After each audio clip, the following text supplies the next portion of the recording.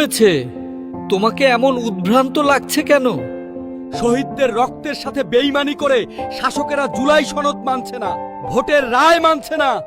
যখন কোনো জাতি নিজেদের ভাগ্য পরিবর্তনের চেষ্টা করে না, তখন আল্লাহ তাদের ভাগ্য পরিবর্তন করেন না। তাহলে আমরা কি করতে পারি? মুমিনের না পাওয়া নিজ দায়, মুমিনের যা পাওয়া সিজ দায়। তাঁর কাছে চাও, অহংকারী হয় না, জনপদে ছড়িয়ে পড়ো।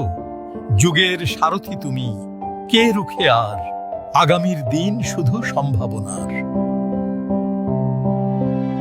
গণভোটের রায় বাতিল এবং জুলাই সনদ বাস্তবায়ন বাতিলের জন্য হাইকোর্টে রিট করেছে। এ কেমন গাদ্দারি গণমানুষের সাথে? ইনসাফের এ লড়াই দীর্ঘ, যুদ্ধের ময়দানে তন্দ্রাও নিষিদ্ধ, লম্বা দৌড়ে দম রাখতে হয়। কিন্তু আমরা তো পরাজিত। আমাদের পরাজয় নেই, কারণ আমরা নিজের জন্য কাজ করি না। আমাদের প্রচেষ্টায় জুলুমের পাহাড় যতটুকু ভাঙে ততটুকুই আমাদের বিজয়। প্রতিটি জুলুম তীর হয়ে জালিমের দিকেই ফিরে যাবে। মনে রেখো, সরাহত যোদ্ধার কাজ হলো আঘাত পাওয়ার পর সবার আগে উঠে দাঁড়ানো, তারপর ক্ষত সারানো, তারপর আগামী যুদ্ধের প্রস্তুতি নেয়া প্রবল প্রতাপে। জুলাইয়ের সাথে যারা বেইমানি করবে তাদের জন্য সামনে রয়েছে গণবিদ্রোহ। আপনি এখন বলুন, আমাদের কি করা উচিত? মহাভারতের যুদ্ধের কথা স্মরণ করো, পাণ্ডবদের উপর কৌরবদের জুলুম ও অহংকার স্মরণ করো।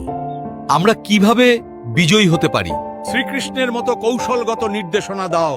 ধর্মে পথে থাকো, যা সত্য ও ন্যায়ের পথ।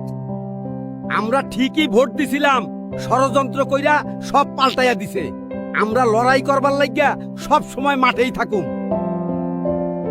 তিনটি কাজ করো: গণমাধ্যম তৈরি, গণসংস্কৃতি নির্মাণ, গণমানুষের সমস্যা সমাধান। বিজয় নিশ্চিত। আমাদের বিশ্রাম নেই, আগামীর বিজয়ের জন্য ক্লান্তিহীন ছুটে চলা। এখন আমাদের মুক্তির পথ কি? সঠিক জ্ঞান, সংকল্প, কথা কাজ, সঠিক উপায়ে জীবিকা নির্বাহ, সঠিক প্রচেষ্টা, সঠিক চেতনা ও একাগ্রতা থাকলেই মুক্তি পাবে। যতদিন বাঁচুম, ন্যায় আর ইনসাফের জন্য কাম করুম। হে বিশ্বজাহানের প্রতিপালক, তুমি উত্তম পরিকল্পনাকারী ও প্রজ্ঞাময়। এই জনপদে ইনসাফ কায়েম করার শক্তি ও যোগ্যতা দাও। রাজধানীতে পরিস্থিতি এখনো থমথমে। আমরা দাড়িপাল্লার পক্ষ থেকে আপনার জন্য উপহার নিয়ে এসেছি। তোমরা তো পরাজিত হইলা, তবুও আইলা। আপনাদের পাশে থাকাটাই আমাদের বিজয়। আগামীর বাংলাদেশ আমাদের সাংস্কৃতিক প্রতিবাদ চালাতে হবে। এর মাধ্যমে আমরা চাঁদাবাজ, দুর্নীতিবাজ এবং নব্য ফ্যাসিস্টদের রুখে দিব।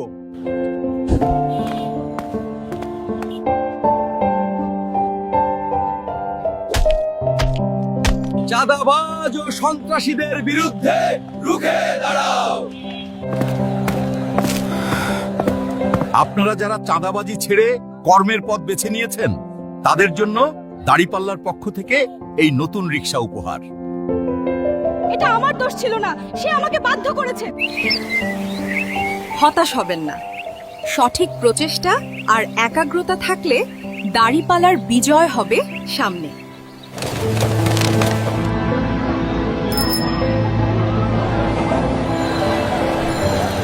হতাশা হলো শয়তানের কাজ। মুমিন কখনো আল্লাহর রহম থেকে নিরাশ হয় না।